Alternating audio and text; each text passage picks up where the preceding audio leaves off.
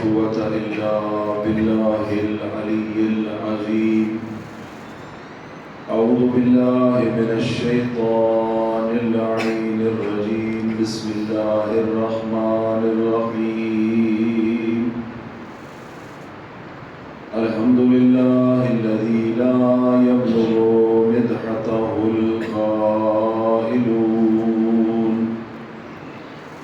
ولا يحصي نعماءه العادون ولا يؤدي حقه المجتهدون. الذي لا يدركه بعد الهمم ولا يناله غوص الفطن. والصلاة والسلام على خير خلقه وأشرف بريته الذي سمي في السماء بأحمد وفي الأرضين بأبي القاسم محمد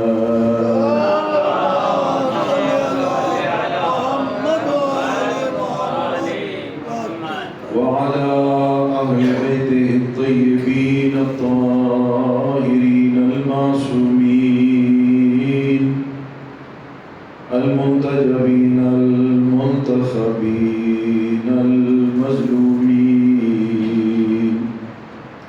الذين أذهب الله عنهم الرجس وطهرهم تطهيرا.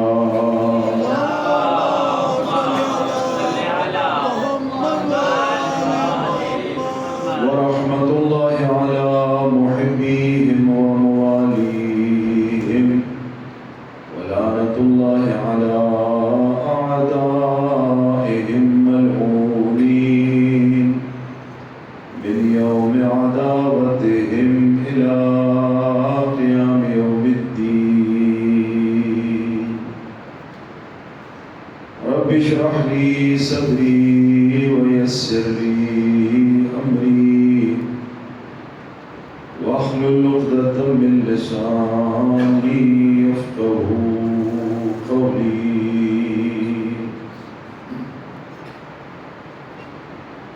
اللهم كن لوليك الحجة ابن الحسن صلواتك عليه وعلى آبائه في هذه الساعة وفي كل ساعة وليا وحافظا وقائدا وناصرا ودليلا وعينا حتى تسكنه أرضك طوعا وتمتعه فيها طويلا برحمتك يا أرحم الراحمين.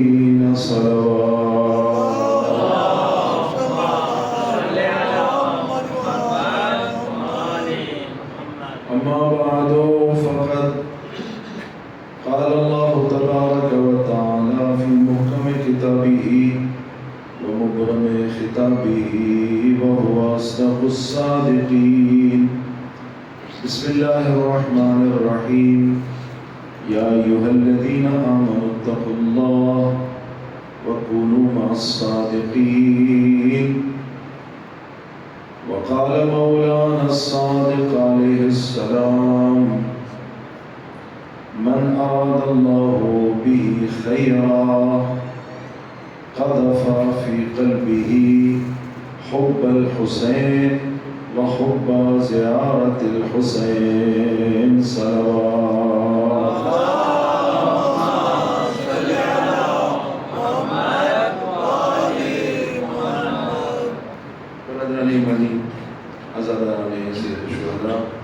سب سے پہلے میں آپ سے گزارش کروں گا کہ جناب مرحوم محمد ابراہیم صاحب جناب مرحوم محمد جعفر صاحب، آپ حاضرین کے مرحومین اور جملہ شہدائے ملت جعفریہ اور وہ مومنین و مومنات جو اس دن سے رخصت ہوئے ہیں، ان کے لیے کوئی فاتحہ پڑھنے والا نہیں ہے، ان سب کے لیے ایک مرتبہ سورہ فاتحہ کی اور سورہ اخلاص کی تلاوت فرماتے ہیں۔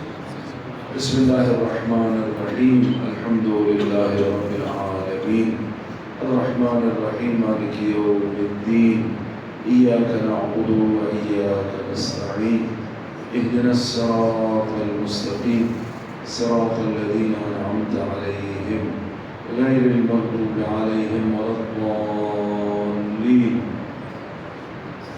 بسم اللہ الرحمن الرحیم، قل هو اللہ احد اللہ الصمد لم یلد ولم یولد ولم یکن له کفوا احد۔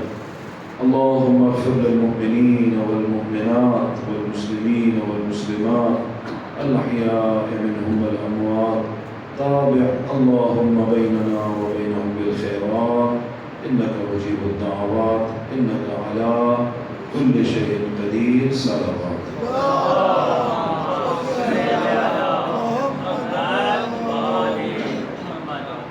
برادران ایمانی مومنین کرام، ماہ سفر کے ایام ہیں اور آپ تقریباً 1.25 مہینے سے مسلسل فرش عزائے حضرت ابا عبداللہ حسین پر مسلسل تشریف فرما ہے۔ میں نے ان ایام سفر کی مناسبت سے ایک فرمان صادق آل محمد سے نقل ہونے والا آپ کی خدمت میں تلاوت کیا۔ اس میں آقا ارشاد فرماتے ہیں کہ جب بھی اللہ کسی انسان سے بھلائی کا ارادہ کرتا ہے، بھلائی چاہتا ہے، قذف فی قلبہ حب الحسین و حب زیارت الحسین، اس کے دل میں حسین کی محبت بھی ڈالتا ہے اور حسین کی زیارت کی محبت بھی ڈالتا ہے۔ اللہ جب بھی بھلائی کا ارادہ کرے تو یہ 2 کام کرتا ہے، محبت حسین اس کے دل میں آتی ہے اور محبت زیارت حسین اس کے دل میں آتی ہے۔ ہم سنتے تھے، پڑھتے تھے اور آپ بھی سنتے ہیں، مطالعہ فرماتے ہیں کہ تاریخ میں آقا حسین کی زیارت پر پابندیاں لگائی گئیں اور رکاوٹیں کھڑی کی گئیں، لیکن پابندیوں کے باوجود کبھی زیارت کرنے والوں کی تعداد میں کمی ممکن ہے ہوئی ہو، لیکن تاریخ میں کبھی ایسا نہیں ہوا کہ زیارت سرکار سید الشہداء کا سلسلہ بند ہوا ہو۔ یہ سلسلہ جاری رہا ہے شہادت حضرت ابا عبداللہ حسین سے۔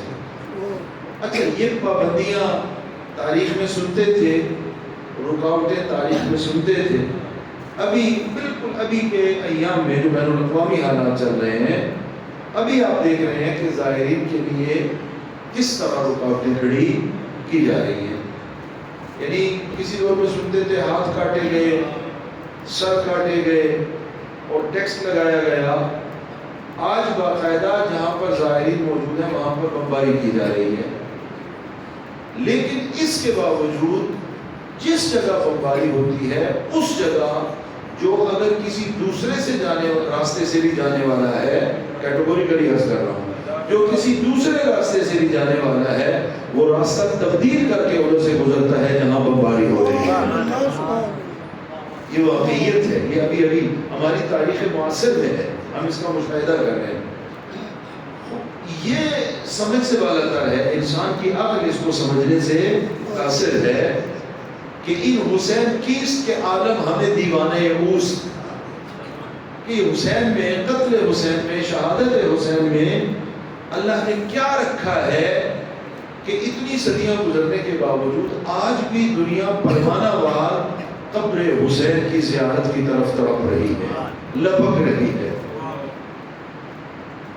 لو علم الناس ما فی زیارت الحسین، اگر لوگوں کو پتہ چل جائے کہ اللہ نے حسین کی زیارت میں کتنا اجر و ثواب رکھا ہے، لماتوا شوقا، شوق زیارت امام حسین میں ہی مر جائیں،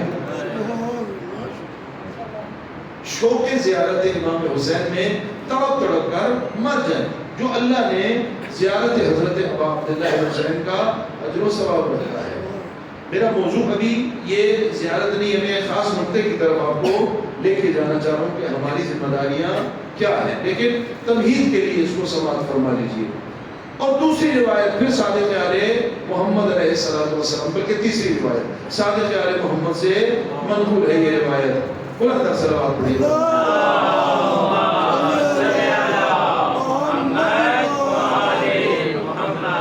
روایت کے مطابق ارشاد فرمایا کہ جب سے حسین ابن علی علیہ افضل التحیت والثناء کی شہادت ہوئی ہے، تب سے قبر حسین کو حرم قرار دیا ہے اللہ نے، روایت کے لفظ کر رہا ہوں، اور جو بھی قبر حسین کے اس حرم میں جاتا ہے وہ گویا کہ حسین کی پناہ میں آ جاتا ہے، وہ گویا کہ حسین کی پناہ میں آ جاتا ہے۔ اور باغوں میں سے، جنت کے باغوں میں سے گویا کہ قبر حسین ایک باغ ہے، یہ قبر حسین ایک باغ ہے، کہاں؟ جنت کے باغوں میں سے۔ یہ آپ یہاں تک متوجہ ہیں، آپ اگلا جملہ سماعت فرمائیں۔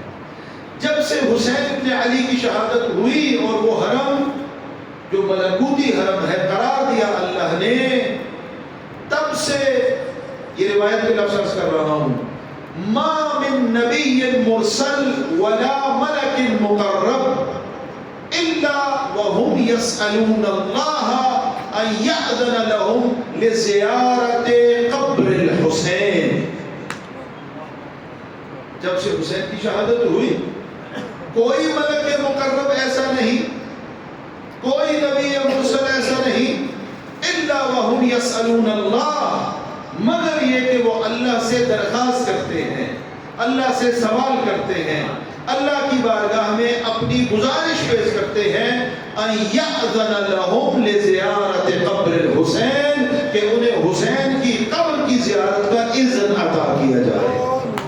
بر محمد آل محمد صلوات صلی علی محمد۔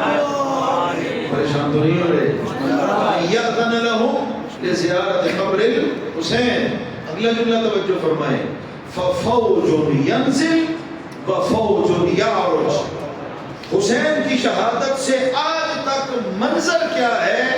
آسمان سے ایک فوج فرشتوں کی، اللہ کے انبیاء کی فوج زیارت کے لیے نزول کر رہی ہے، اور جو زیارت کر چکے ہیں وہ پرواز کر رہی ہے۔ نعرہ تکبیر، نعرہ رسالت، نعرہ حیدری، محمد و آل محمد بلند تر صلوات۔ فوج ینزل وفوج یعرج، کچھ نزول فرما رہے ہیں قبر حسین کی زیارت کے لیے، اور کچھ زیارت کرنے کے بعد واپس پلٹ رہے ہیں۔ اگلے جملے جو میں عرض کر رہا ہوں یہ آیت اللہ استاد معظم، ہمارے استاد آیت اللہ عظمہ آقا وحید خراسانی کے ہیں، آقا وحید خراسانی کے کہتے ہیں کہ عزیزان مومنین کرام، یہ میرے جملے، مومنین کرام، یہ جو معصوم کا کلام ہے اس سے جلدی گزرا نہ کریں، میں نے پڑھ دیا، آپ نے سن لیا، ہم کتاب میں مطالعہ کرتے ہیں، بڑی جلدی سے گزر جاتے ہیں، دقت نہیں کرتے۔ فرماتے ہیں اس میں غور کریں، یہ کہنے والا کون ہے، کس کے بارے میں خبر دے رہا ہے، اور خبر کیا دے رہا ہے۔ کہنے والے ہیں صادق آل محمد، خبر دے رہے ہیں زیارت حسین ابن علی کے ثواب کی، اور خبر دے رہے ہیں ان کی جو زمین والے نہیں ہیں، آسمان والے ہیں۔ فرماتے ہیں غور کریں کہ کون نازل ہو رہا ہے اور کون عروج کر رہا ہے۔ اب وحید کے جملے ہیں، کہتے ہیں کہا کہ لا نبی مرسل ولا ملک مقرب، کوئی نبی نہیں ہے جس کو اللہ نے بھیجا ہے، الا وهم يسألون اللہ۔ پھر کھول کے فرماتے ہیں لا نبی مرسل، اس کو ذرا کھولیں تو اس میں کیا برآمد ہوتا ہے، کوئی قید نہیں ہے۔ بغیر قید کے ارشاد فرمایا لا نبی مرسل، اس کو کھولے تو یہ بنتا ہے ابراہیم خلیل اللہ اپنے اس مقام خلیل اللہی کے ساتھ، موسیٰ کلیم اللہ اپنے اس مقام کلیم اللہی کے ساتھ، عیسیٰ روح اللہ اپنے اس مقام روح اللہی کے ساتھ، جبرائیل امین اپنے اس مقام امانت کے ساتھ۔ پریشان تو نہیں ہو رہے؟ حضرت اسرائیل اپنی اس عظمت کے ساتھ، حضرت اسرافیل اپنی اس عظمت کے ساتھ، یہ انبیاء اور ملائک مانگتے کیا ہے اللہ سے؟ اے خدایا وہ حرم جو تو نے زمین پر بنایا ہے ہمیں اجازت دے دے، ہم حسین کی قبر کی زیارت کر کے آئیں۔ نعرہ حیدری،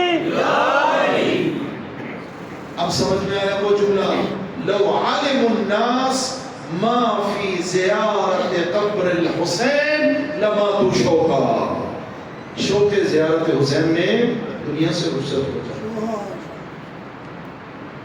روز عرفہ کے فضائل، روز عرفہ کی فضیلتیں وہ ساری اپنی جگہ، روز عرفہ کے فضائل جو میدان عرفات میں موجود ہے حاجی، ان کی عظمت کیا ہے، ان کا مقام کیا ہے، اس کی نفی مقصود نہیں ہے، زیارت حسین کی فضیلت کا بیان مقصود ہے، اور روایت وہ اپنی جگہ ثابت شدہ ہے۔ یاد رکھیں مستحبات کا درجہ بہرحال واجبات کی وجاوری کے بعد کا درجہ ہے، واجبات کی نفی مقصود نہیں ہے۔ عظمت زیارت حسین اور فضیلت اور ثواب زیارت امام حسین مقصود ہے کہ اللہ اپنی نگاہ رحمت روز عرفہ کو میدان عرفات میں موجود حاجیوں پر بعد میں ڈالتا ہے، قبر حسین کی زیارت کرنے والے زائر پر پہلے ڈالتا ہے۔ حسین کی قبر کا زائر اس کی شان یہ ہے کہ روز عرفہ کو اللہ کی نگاہ رحمت کا وہ پہلے حقدار بنتا ہے، حاجی بعد میں نگاہ لطف الہی کا حقدار ہے، زائر حسین ابن علی وہ پہلے نگاہ لطف الہی کا حقدار بنتا ہے۔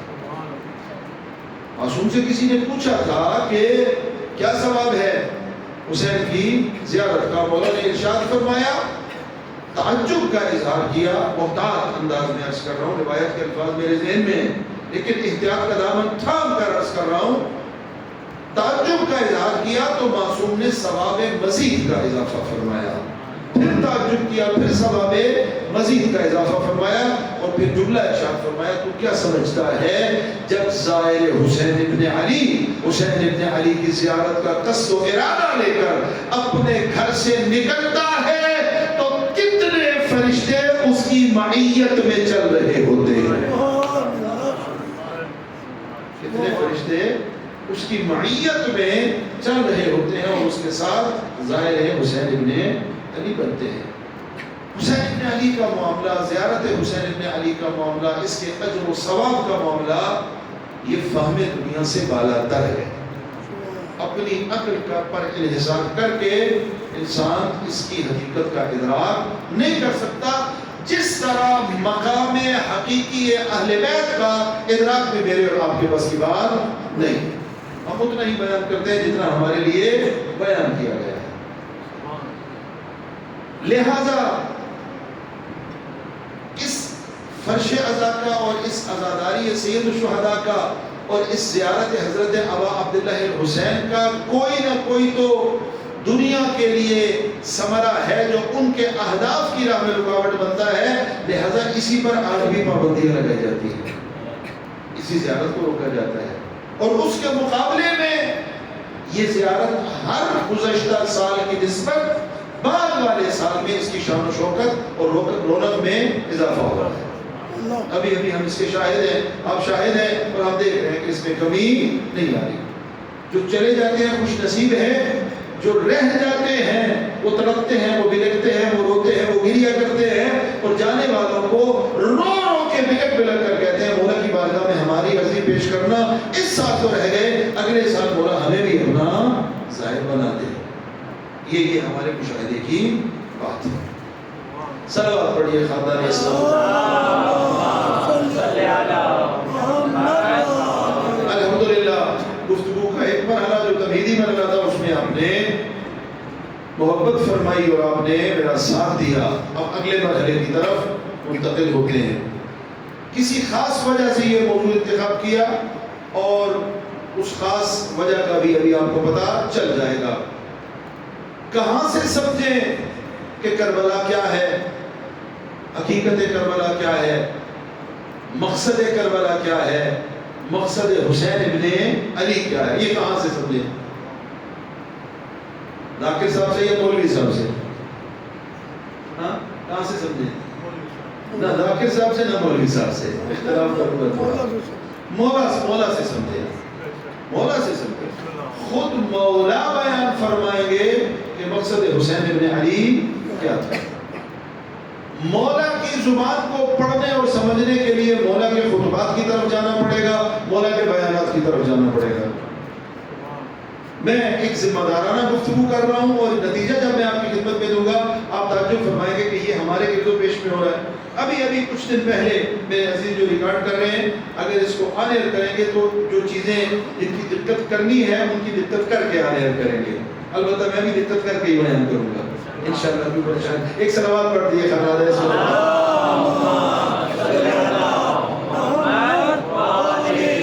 میڈیکل یونیورسٹی میں امام حسین کا دن منایا گیا 3-4 دن پہلے، مجھے وہاں پر دعوت ملی گفتگو کے لیے اور ہمارے بزرگوار بھائی عالم دین وہ بھی تشریف فرما تھے۔ مجھ سے پہلے ایک شخصیت جو عالم دین نہیں تھے لیکن دوسرے مکتب سے وہ تعلق رکھتے تھے، انہوں نے مقصد امام حسین کو بیان کرنے کے لیے ایڑی چوٹی کا زور لگایا۔ کس بات پر؟ کہ حسین ابن علی شیخین کی سیرت کے دفاع کے لیے لکھے تھے۔ پریشان تو نہیں ہو رہے؟ یہ عالم دین کی ذمہ داری ہے یا نہیں ہے؟ طالب علم کی ذمہ داری ہے یا نہیں کہ یہ آپ کی خدمت میں بیان کروں کہ معاملات کیسے چل رہے ہیں۔ ایڑی چوٹی کا زور لگایا کہ حسین ابن علی وہ سیرت شیخین کو بچانے کے لیے اور اس کو زندہ کرنے کے لیے اور اس پر چلنے کے لیے انہوں نے قیام فرمایا تھا۔ میں نے وہاں پر یہ عرض کیا، میں نے کہا مقصد حسین کو سمجھنے کے لیے، پھر انہوں نے کچھ کتابوں کے حوالے دیے، کچھ شخصیات کے نام لیے۔ میں ان شخصیات کا نام لے کر ان کو اہمیت نہیں دینا چاہتا، جو ہمارے ہیں جن کا انہوں نے نام لیا۔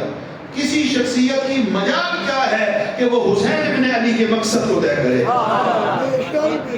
کسی دنیاوی شخص کی جرأت کہاں سے ہو گئی کہ وہ تعین کرے کہ حسین ابن علی کیوں نکلا تھا؟ وہ جو اللہ کا نمائندہ ہے زمین پر، جو عرشی ہے، جو محبت وحی اور مختلف الملائکہ گھرانے کا فرد ہے، اس کے مقصد کا کوئی بندہ تعین نہیں کرے گا، اس کے مقصد کا تعین وہ خود کرے گا اور خود بھی وہ بیان کرے گا جو اللہ نے بیان کیا ہے۔ توجہ فرما رہے ہیں؟ وہ بڑی جسارت کے ساتھ یہ کام کیا، بڑی جرأت کے ساتھ کام کیا کہ حسین ابن علی اس کے لیے نکلے تھے۔ درمیان میں کچھ پھر شخصیات کا نام لیا۔ میں نے اس کے جواب میں عرض کرتا ہوں میں نے کیا عرض کیا، لیکن ایک جملہ جب میری باری آئی تو میں نے آپ کا سنا ہوا جملہ، میں نے کہا آپ نے کچھ افراد کا نام لیا تھا اور کہا تھا کہ انہوں نے یہ کہا 11-12 مطالب انہوں نے فہرست دی کہ یہ ہے یہ ہے یہ ہے۔ میں نے کہا جن شخصیات کا نام لیا انہی میں سے ایک شخصیت نے جب ان سے پوچھا گیا، نعوذ باللہ نقل کفر نباشد، کہ جب سارے صحابیوں نے یزید پلید کی بیعت کر لی تھی تو حسین نے کیوں نہیں کی تھی؟ جب سارے صحابیوں نے بیعت کر لی تھی تو حسین کو کیا پڑی تھی نعوذ باللہ کہ وہ ان کی بیعت نہ کر رہے تھے، وہ بھی بیعت کر رہے تھے۔ میں نے کہا آپ ہی کی شخصیت نے جواب میں کہا تھا تیرا جملہ ہی غلط ہے کہ سارے صحابیوں نے بیعت کر لی تھی تو حسین نے بیعت کیوں نہیں کی۔ جملہ یہ درست بنتا ہے کہ جب حسین نے انکار کیا تھا تو وہ صحابی کیسے تھے جنہوں نے بیعت کر لی تھی؟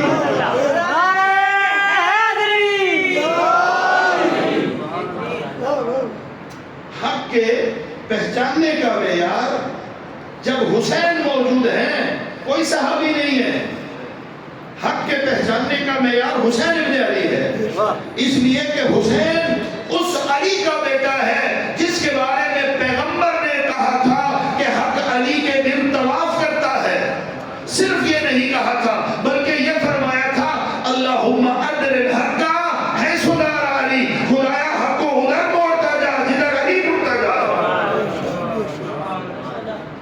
یہ جملہ غلط ہے کہ جب باقیوں نے بیعت کر لی تو حسین نے بیعت نہیں کی. نا، صحیح جملہ یہ ہے جب حسین نے انکار کر دیا تو باقیوں نے بیعت کا تصور کیوں کیا؟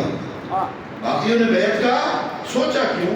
لہذا باقیوں کے کردار کی بنیاد پہ نعوذ باللہ حسین کو نہیں پرکھا جائے گا. توجہ فرمائیے، باقیوں کے عمل کی بنیاد پہ حسین کو نہیں پرکھا جائے گا. حسین کے عمل کی بنیاد پہ باقیوں کے قد کاٹ کو ناپا جائے گا. کوئی کتنے قد کاٹ والا ہے، کوئی کتنی حیثیت رکھتا ہے، کوئی کتنے مقام اور مرتبے والا ہے، دیکھا جائے گا کہ کتنا حسین کی نوکری میں ہے، کتنا حسین سے جڑا ہوا ہے، کتنا حسین سے خیرات لے رہا ہے. جو اس در پہ جھکتا جائے گا وہ اٹھتا جائے گا، اور جو اس در سے دور ہوتا جائے گا، جو بھی ہے، جہاں بھی ہے، جیسا بھی ہے. اس لیے کہ پاک پیغمبر صلی اللہ علیہ وآلہ وسلم نے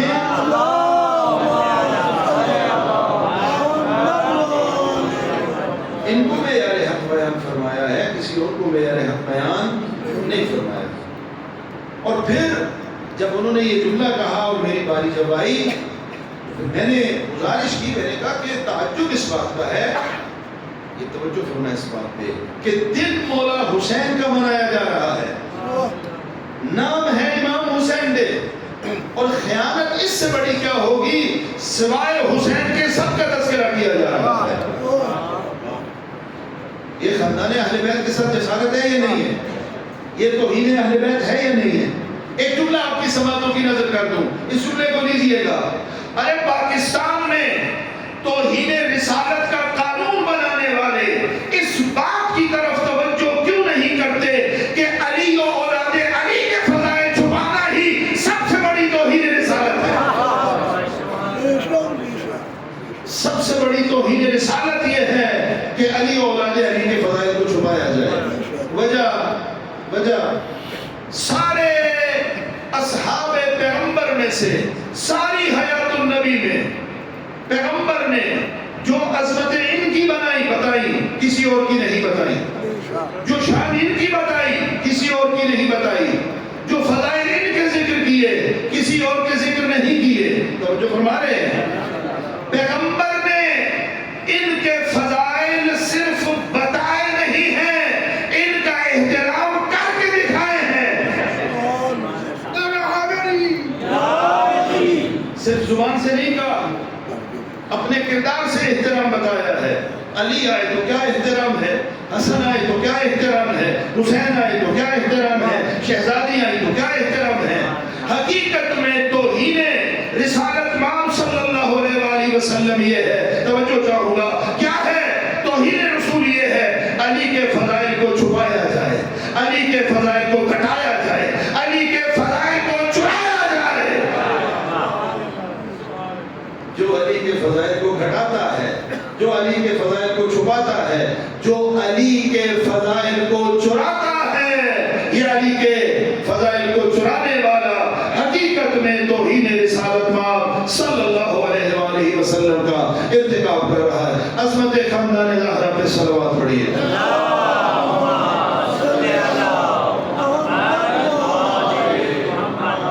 تو کہاں سے سمجھے کس لیے نکلے آقا؟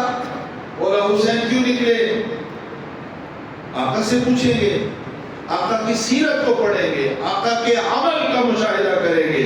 28 رجب سے لے کر عصر عاشور اپنی شہادت سے پہلے تک آقا نے کبھی بول کر، کبھی عمل سے، کبھی کسی کو بلا کر، کبھی کسی کو دور کر کے اپنے مقصد کو واضح کیا ہے. چاہے مدینہ سے نکلتے ہوئے، چاہے مکہ میں رکتے ہوئے، چاہے مکہ سے نکلتے ہوئے، اور چاہے مکہ سے کربلا کی راہ کے دوران پر منزلیں کرتے رہے، پڑاؤ کرتے رہے، لوگ ملنے آتے رہے، کچھ کو آقا اپنے پاس بلاتے رہے. 2 محرم کو کربلا میں تشریف فرمائی ہوئی، اس وقت بھی ارشادات فرمائے، اور پھر 2 محرم سے لے کر عصر عاشور تک آقا بیان فرماتے رہے. بیان کیسے؟ کبھی زبان سے، اور کبھی خط لکھ کر، پریشان تو نہیں ہو رہے، خط لکھ کر اپنے مقصد کو واضح فرمایا. اور خط کسی معمولی فرد کا خط نہیں ہے، حسین ابن علی کا خط ہے. حسین ابن علی کون ہے؟ اب یہ مقام نہیں ہے کہ میں اس موضوع کی طرف پڑھوں کہ عظمت آقا سید الشہداء کیا ہے. خط بھی لمبا چوڑا نہیں لکھا، کہیں لمبا خط لکھا، کہیں ایک جملہ، صرف ایک جملہ، من الحسین ابن علی الى فلان ابن فلان کأن الدنیا لم تکن وکأن الآخرة لم تزل والسلام. ایک جملہ، ایک جملے پر محیط خط ہے، کوئی تفصیل نہیں ہے، کوئی وضاحت نہیں ہے. حسین ابن علی کی طرف سے آپ کو اور جو جو آپ کے ساتھ ہے سب کو پیغام ہے. کیا؟ کأن الدنیا لم تکن وکأن الآخرة لم تزل. حسین کیوں نکلا ہے؟ مقصد حسین کیا ہے؟ حسین کیا دیکھ رہا ہے جو تم نہیں دیکھ رہے؟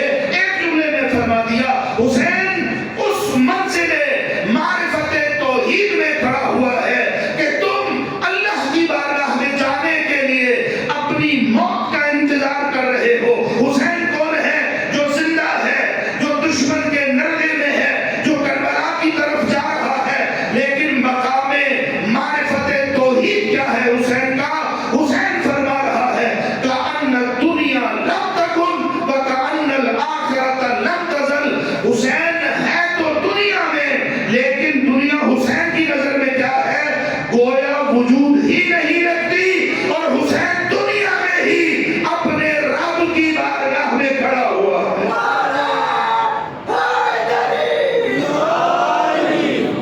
جو فرما رہے ہیں ایک جملہ، کأن الدنیا لم تکن وکأن الآخرة لم تزل.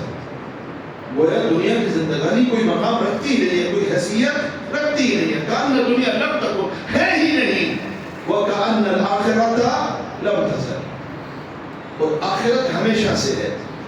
تم حساب و کتاب کے لیے، بارگاہ احدیت میں جانے کے لیے، اپنے اعمال پر ثواب یا عقاب کو دیکھنے کے لیے تم کس کا انتظار کر رہے ہو؟ تم قبر کا انتظار کر رہے ہو، تم موت کا انتظار کر رہے ہو.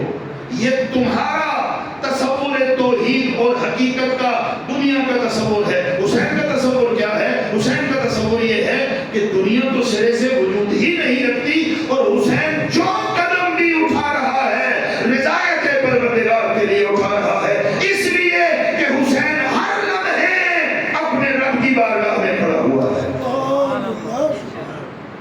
اب میں کسی جاہل ملا کی بات سے حسین کے مقصد کو سمجھوں گا یا حسین کے نورانی کلام سے مقصد حسین کو سمجھوں گا؟ جو ساری زندگی درباروں میں درباری بنتے ہیں اور کاسالیسی کرتے ہیں، اور زر و جواہر اور ٹکڑوں پر اور ہڈیوں پر پلتے ہیں، اور پل پل کر درباری بننے کے بعد جتنے ٹکے ملتے ہیں اتنی اپنی نوکری کر کے کبھی 1400 سال پہلے اور کبھی آج کے دور میں کبھی حسین پر، کبھی حسینیت پر، کبھی عزاداری پر زبان درازیاں کرتے ہیں. جن کے لسی کا خرچہ لاکھوں روپے میں ہوتا ہے وہ بھی حسین ابن علی پر اور ان کے عزاداروں کی عزاداری پر زبان درازی کرتے ہیں. جو فرما رہے ہیں حسین کو سمجھنے کے لیے یا اللہ کا کلام چاہیے یا محمد مصطفیٰ کا سیرت و کردار اور فرمان چاہیے. اور حسین ابن علی کو سمجھنا. اور آگے بڑھیے، خود حسین ابن علی ارشاد فرماتے ہیں انی لم اخرج اشرا ولا بکرا ولا مفسدا ولا ظالما انما خرجت لطلب الاصلاح فی امت جدی رسول اللہ اريد ان آمر بالمعروف وانهى عن المنکر واسیر بسیرت جدی وابی. او حکومت وقت کے ٹکڑوں پر پلنے والوں، تم یہ کہہ سکتے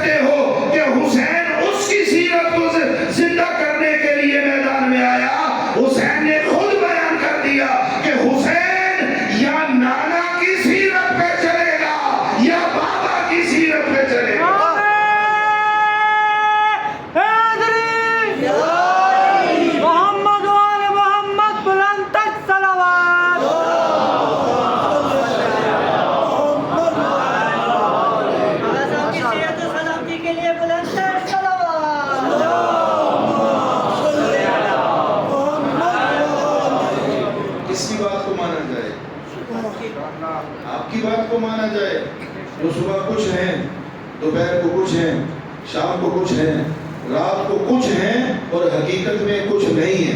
اور حقیقت میں کچھ نہیں ہے، آپ کی حیثیت ہی نہیں ہے، آپ اس قابل نہیں ہیں کہ حسینیت کے بارے میں زبان درازی کریں، حسین کے بارے میں زبان درازی کریں.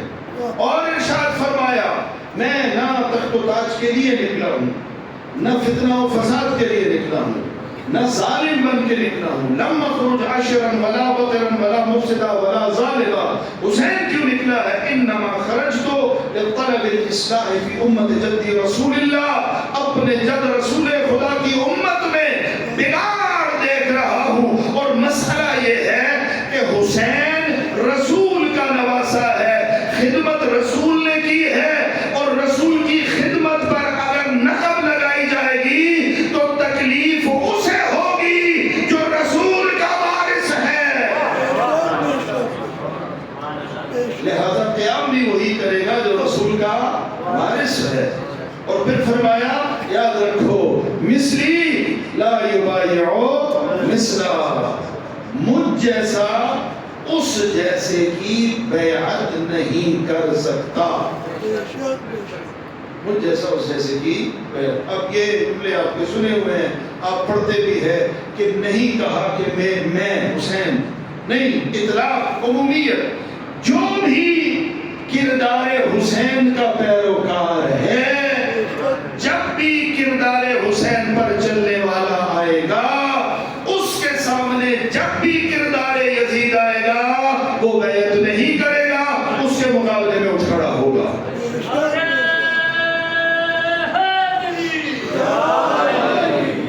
مثلی لا یبایع مثلا، حسین جیسا یزید جیسے کی بیعت نہیں کرے گا. اور حسین جیسا یزید جیسے کی بیعت نہیں کرے گا، اس جملے کو ذرا کھولیں، پہلے سمجھیں کہ حسین کون ہے. حسین جس کا بابا علی ہے، جس کی ماں فاطمہ زہرا ہے، جس کے نانا محمد مصطفیٰ ہے، جس کی نانی خدیجہ کبریٰ ہے، اور یہ سارا قبیلہ، یہ سارا خاندان وہ ہے جہاں فرشتے آ بھی رہے ہیں اور جا بھی رہے ہیں. اور مقابلہ کن سے کیا جا رہا ہے؟ جو فتح مکہ تک تو سرے سے مسلمان ہی نہیں تھے. فتح مکہ تک مسلمان ہی نہیں تھے. ہاں، فتح مکہ تک. اچھا، تھوڑی پریشانی کم کر دوں آپ کی.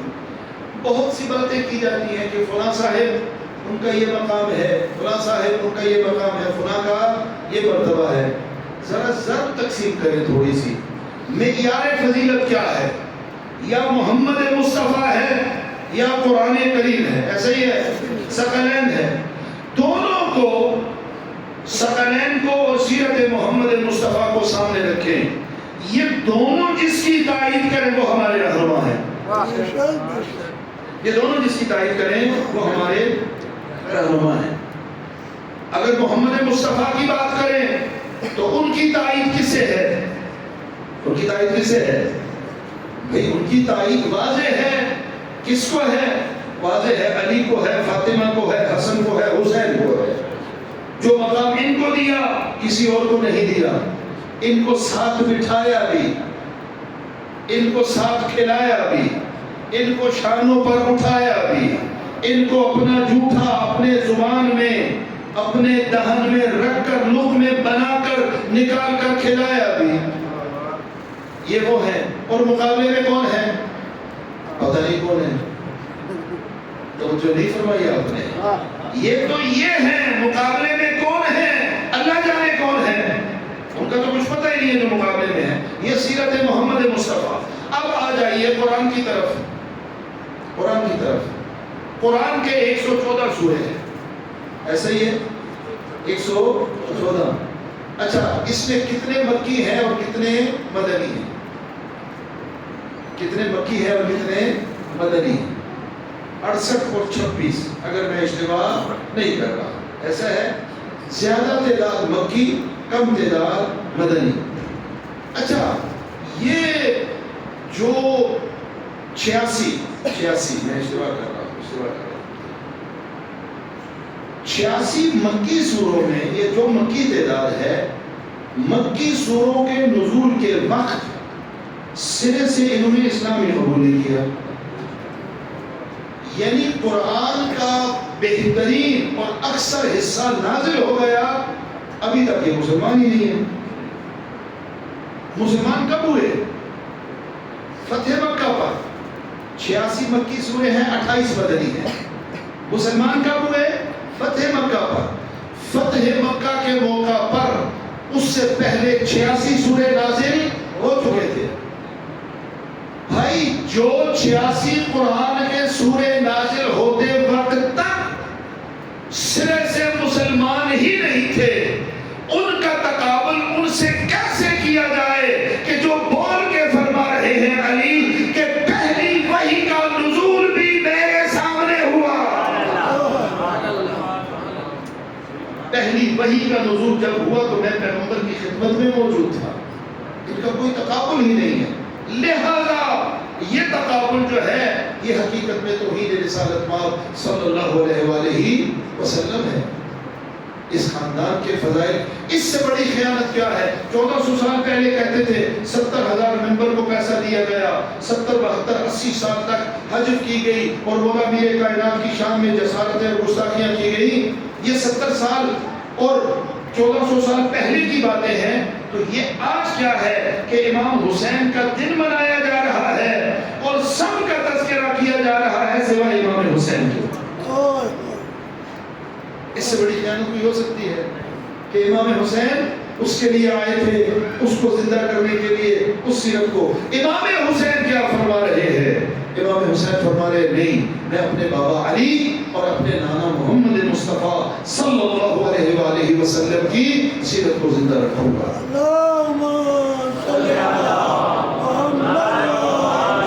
اور صرف امام حسین نہیں، صرف امام حسین نہیں، آقا امام حسین علیہ السلام کے بعد، عصر عاشور کے بعد، عقیلہ بنی ہاشم حضرت زینب کبریٰ علیہ السلام اور آقا سید سجاد علیہ السلام، انہوں نے بھی یہی الہی سیاست سامنے رکھی جو حقیقت میں حسین ابن علی کی سیاست تھی، اسی کو لے کے آگے بڑھے. لہذا کوفہ میں خطاب کا انداز بھی الہی سیاست والا تھا، شام میں خطاب کا انداز بھی الہی سیاست والا تھا، اور شام اور کوفہ کو فتح کرنے کے بعد مدینہ میں آ کر اسی حکمت الہی اور سیاست الہی کے خطابات سید سجاد اور عقیلہ بنی ہاشم علیہ السلام نے کیے. اسی الہی سیاست کو لے کر میں زحمت تمام کر رہا ہوں.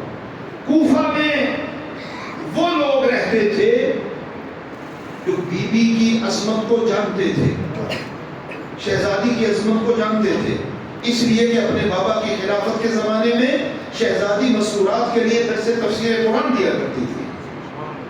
لہذا کوفہ میں آ کر شہزادی نے جو خطبے دیے ہیں ان میں ان کی سرزنش کی ہے، ان میں ان کی ملامت کی ہے، ان کو جھنجھوڑا ہے اور ان کو غدار کہا ہے، ان کو یا اہل الخطر والغدر کہا ہے. اور نتیجہ کیا نکلا؟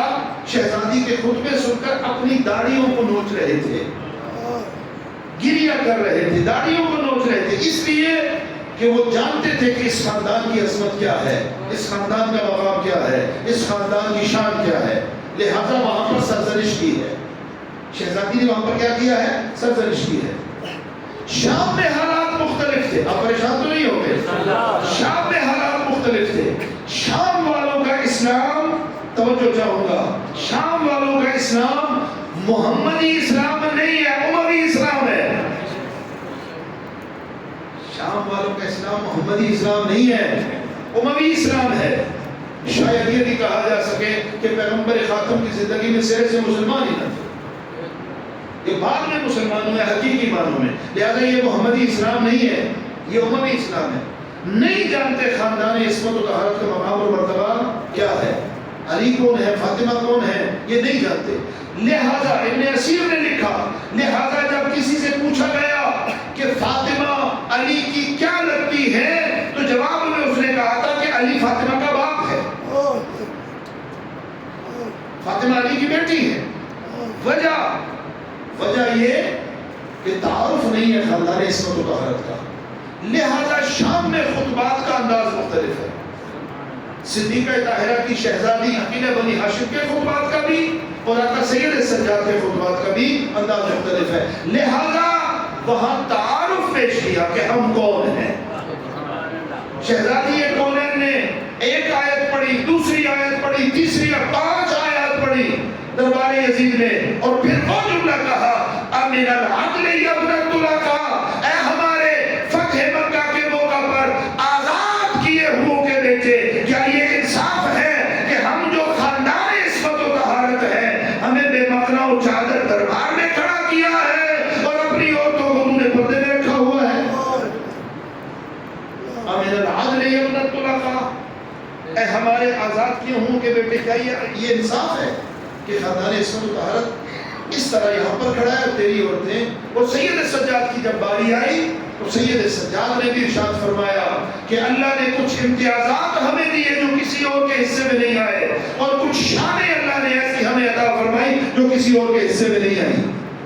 اور جب کسی نے پوچھا کہ کیا تم باغی نہیں ہو تو سید سجاد نے جواب میں ارشاد فرمایا اے شیخ، کیا تو قرآن کی آیات پڑھتا ہے، قرآن سمجھتا ہے؟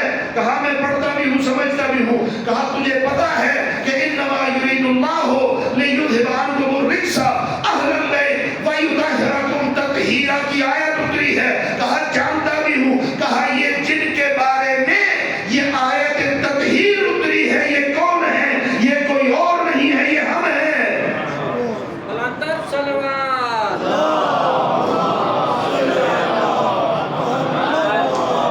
کہا اللہ نے قرآن میں کہا لا اسألکم علیہ اجرا الا المودۃ فی القربى، میں کوئی سوال نہیں کرتا مگر اپنی آل سے مودت کا متقاضی ہوں۔ کہا پڑھتا بھی ہوں، سمجھتا بھی ہوں۔ کہا یہ آل کون ہیں جن کی مودت کا اللہ دستور دے رہا ہے؟ کہا نہیں جانتا۔ کہا وہ آل ہم ہیں۔ سید سجاد وہاں پر اپنا تعارف پیش کرا رہے ہیں، خاندان اہل بیت کا تعارف، اور نتیجہ کیا نکلا کہ جب اس نے یہ تعارف سنا تو داڑھی نوچی، گریہ کیا اور یزید کو مخاطب کر کے کہا کتنا ظلم ہے کہ جس کے نام پر تو تخت و تاج پہ بیٹھا ہوا ہے اس کی آل کو قیدی بنا کے یہاں پہ لے آیا۔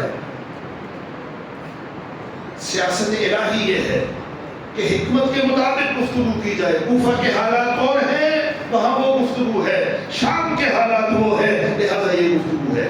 توجہ فرما رہے ہیں؟ زحمت تمام کر دی میں نے۔ کوفہ جانتے ہیں لہذا جھنجھوڑا ہے، جانتے ہیں لہذا جھنجھوڑا ہے۔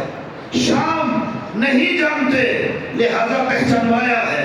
ایسا ہی ہے، زحمت تمام۔ مدینہ کے بارے میں کیا خیال ہے؟ مدینہ کے بارے میں کیا خیال ہے؟ چاہے سید سجاد ہیں، چاہے عقیلہ بنی ہاشم ہیں، کیونکہ مدینہ والے جانتے بھی ہیں، پہچانتے بھی ہیں۔ مدینہ گھر ہے، مدینہ میں رسول اللہ تشریف فرما ہے، مدینہ میں فاطمہ زہرا تشریف فرما ہے، لہذا مفتر یہی کہتا ہے جو انداز خطبات کا مدینہ میں اپنایا وہ نہ شام والا تھا، وہ نہ کوفہ والا تھا۔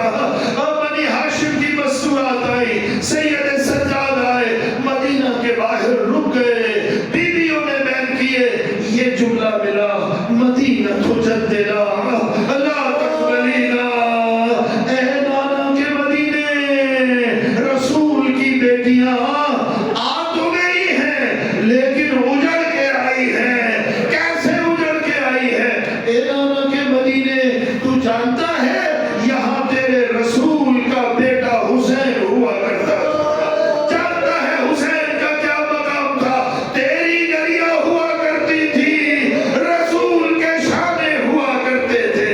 یہ حسین رسول کے شانوں کا سوار تھا، لیکن مدینہ جانتا ہے منظر کیا تھا، کربلا کا میدان تھا، اسی رسول کے دوش کے سوار حسین کو ظالموں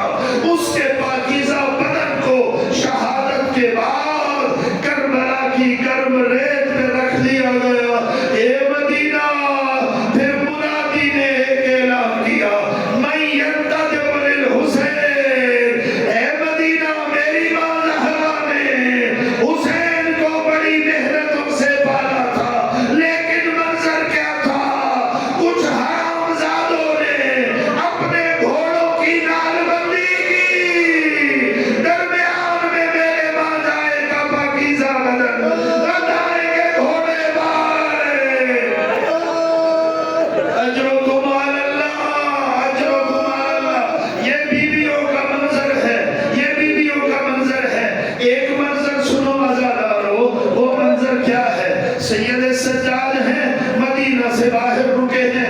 منظر کیا ہے؟ میری طرف دیکھو خدا کے لیے، سر جھکا ہوا ہے، ہاتھ میں رومال ہے، مسلسل اپنے آنسو صاف کر رہے ہیں، مسلسل گریہ فرما رہے ہیں، کالے پرچم ہیں۔ کسی نے محمد حنفیہ کو خبر دی حسین واپس آ گیا ہے۔ کیوں کہا؟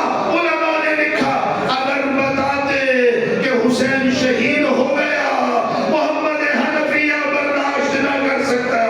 اب کیا ہوا؟ محمد حنفیہ اٹھے، لائے گئے اس مقام پر جہاں کالے پرچم ہیں، جہاں سیاہ جھنڈے ہیں، اور ایک ضعیف کو دیکھا اور جس کی قبر خلیدہ ہے، جو گریہ کر رہا ہے۔